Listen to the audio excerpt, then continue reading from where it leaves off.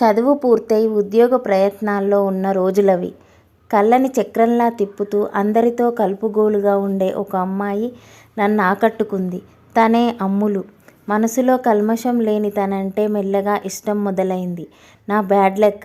మాట కలుపుదాం అనుకునే లోపే నా కళ్ళ ముందు నుంచి కనుమరుగైంది. ఆమె కోసం చాలా వెతికా, ఆరా తీశా. మళ్ళీ కనిపించదేమో అనుకున్న సమయంలో సడన్గా ప్రత్యక్షమైంది. సంద్రంలో అలలు ఎగిసినట్టుగా నాలో సంతోషం పరవళ్ళు వెళ్ళి హాయ్ అన్నా. చొరవగా చెయ్యందించింది. నరాలు జివ్వుమన్నాయి. అర్జెంటు పని ఉండటంతో ఊరెళ్ళానంది. మోముపై చిరునవ్వు చెరగనీయని తనకి చేరువ కావాలనుకున్నా.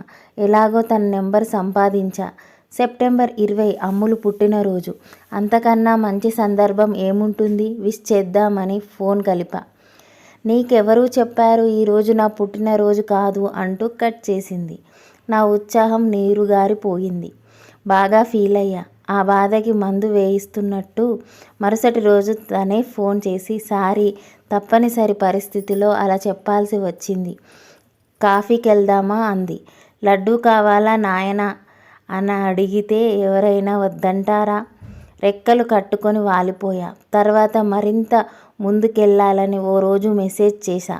సమాధానంగా వీడియో కాల్ చేసింది. అలా మా ప్రయాణం పరుగందుకుంది. మా కోసమా అన్నట్టుగా. తర్వాత వినాయక చవితి వచ్చింది. నవరాత్రులు మాకు పండగే. చేతిలో చేసుకొని రోజు దర్శనానికి వెళ్ళాం. గణేశుడి ముందు సెల్ఫీలు దిగాం. ఫోన్ స్విచ్ ఆఫ్ అయ్యేదాకా చాటింగ్, ఫోన్ కాల్స్ షురూ మామూలే. ఓ ఆదివారం యాదాద్రి వెళ్ళాం. బస్సులో పక్కపక్కనే కూర్చున్నాం. ఆ ప్రయాణం మేం జీవితాంతం కలిసి చేసే ప్రయాణానికి తొలిమెట్టు కావాలనుకున్నా.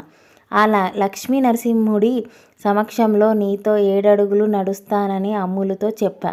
ఆ క్షణం తన కళ్ళల్లో మెరుపు చూసా. ఆ వెనకే భయం.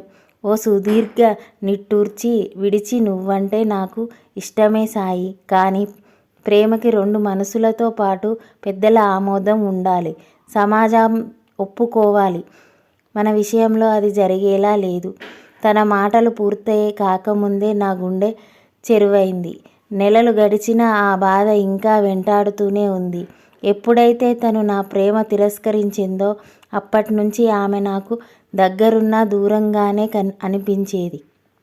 కారణం ఏదైనా అసలు ప్రయత్నమే చేయకుండా పెళ్లి ఆలోచనల్ని గుండెల్లోనే సమాధి చేసుకుందాం అనడం ఇప్పటికీ ఆశ్చర్యంగానే ఉంది. అయినా అమ్ములు మీద నాకెలాంటి కోపం లేదు. తను నా సొంతం కాకపోయినా ఆమె మిగిల్చిన జ్ఞాపకాలు శాశ్వతం. నేను ఉన్నంత వరకు అవి నాతో ఉంటాయి. ఆమె నాలో ఎప్పటికీ ఉంటుంది. ఈ వీడియో మీకు నచ్చినట్లయితే లైక్ చేయండి. నా ఛానల్ని సబ్స్క్రైబ్ చేసుకోండి. Thank you for watching friends.